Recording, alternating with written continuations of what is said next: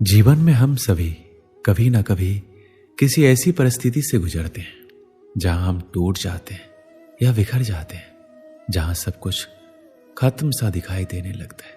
हमें कुछ भी अच्छा नहीं लग रहा होता है।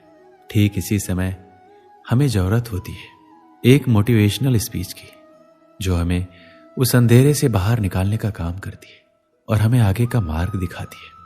ठीक इसी प्रकार आज की इस वीडियो में कुछ ऐसी बातों का जिक्र करेंगे जिससे आपको ना सिर्फ आगे बढ़ने का मौका मिलेगा, बल्कि आपके अंदर नई ऊर्जा का संचार भी होना शुरू हो जाएगा।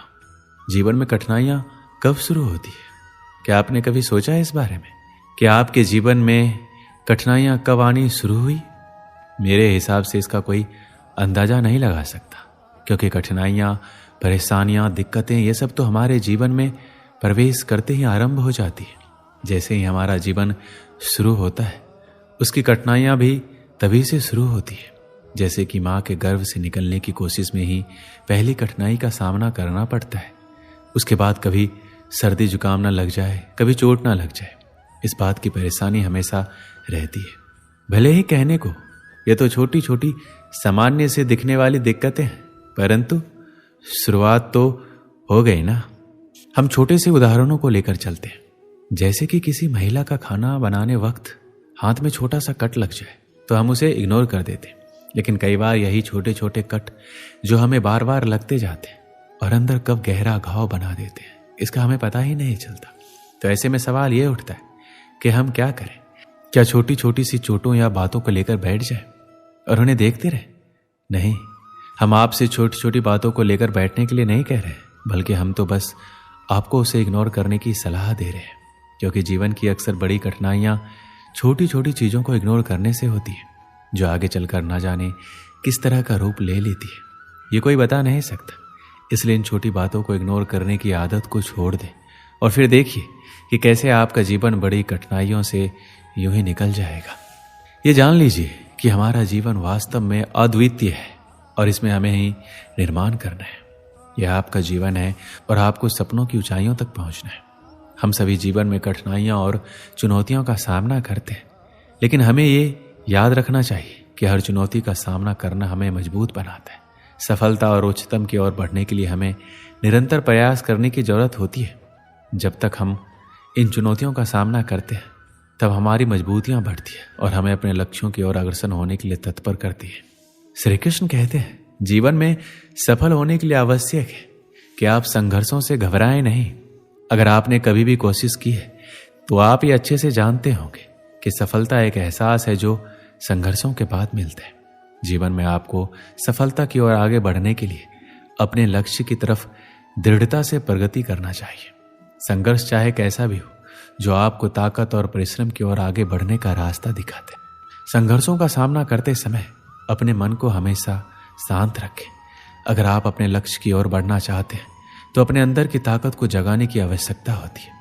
अपने मन को शांत रखना आपको अपने लक्ष्य तक पहुंचाने में मदद करता ही है।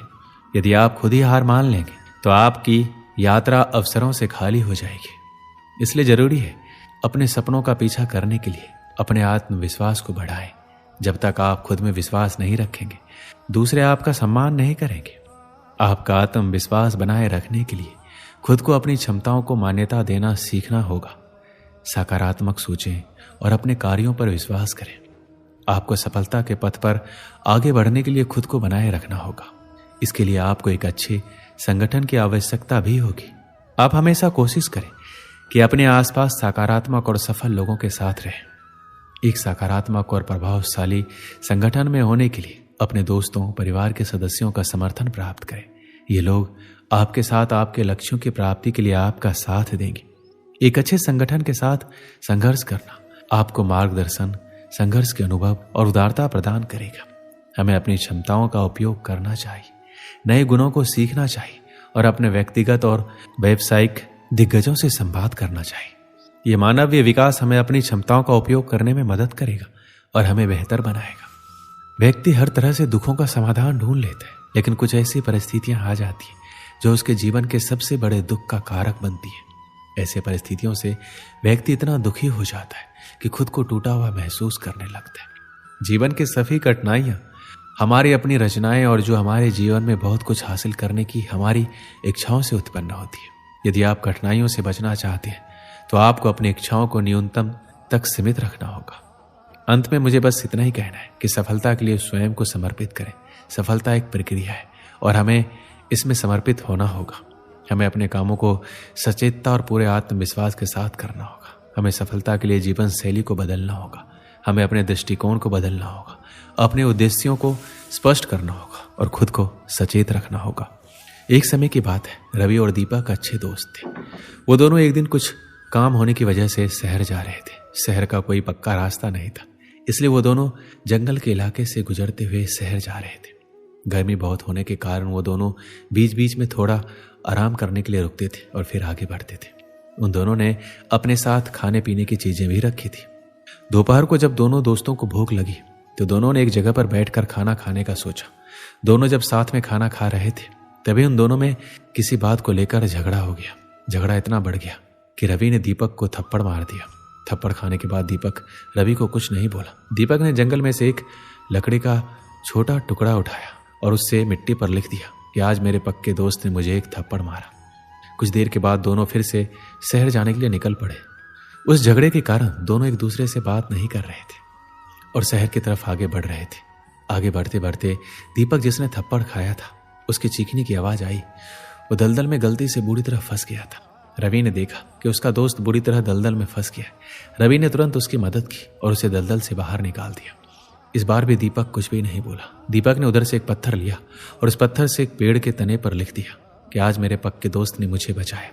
दीपक को ऐसा करते हुए देखकर रवि से नहीं रहा गया और उसने तुरंत दीपक से पूछा, जब मैंने तुम्हें थप्पड़ मारा था तभी तुमने मिट्टी पर लिखा था और जब मैंने तुम्हारी जान बचाई तो तुमने पेड़ के तने पर लिखा, ऐसा क्यों? दीपक ने जवाब दिया, जब तुमने मेरे साथ बुरा किया था तब मैंने मिट्टी पर लिख दिया क्योंकि मैं उस बात को अपने मन में अंदर तक नहीं बैठाना चाहता था और मैं ऐसा मानता हूं कि उस मिट्टी की तरह वो बुरी बातें मेरे मन से निकल जाए। जब तुमने मेरे साथ अच्छा किया तभी मैंने वो बात पेड़ के तने पर लिख दी क्योंकि मैं उस बात को हमेशा के लिए अपने मन में रखना चाहता हूँ और हमारी दोस्ती को इतनी गहराई से मन में बसाना चाहता हूँ कि हमारी दोस्ती कभी भी खत्म ना हो पाए। जिंदगी में अच्छा और बुरा तो होता रहता है, जिंदगी उसी का नाम है। हम उस परिस्थिति को कैसे संभालते हैं वो ज़्यादा महत्वपूर्ण होता है। जब हमारे साथ कुछ बुरा होता है तभी हमें उसे मन से निकाल देना चाहिए और जब भी कुछ अच्छा हो तो उसे जिंदगी भर के लिए मन में बसा लेना चाहिए। दोस्तों, इस वीडियो में बस इतना ही। मिलते हैं अगले वीडियो में। अपना ख्याल रखिएगा। जय श्री कृष्ण।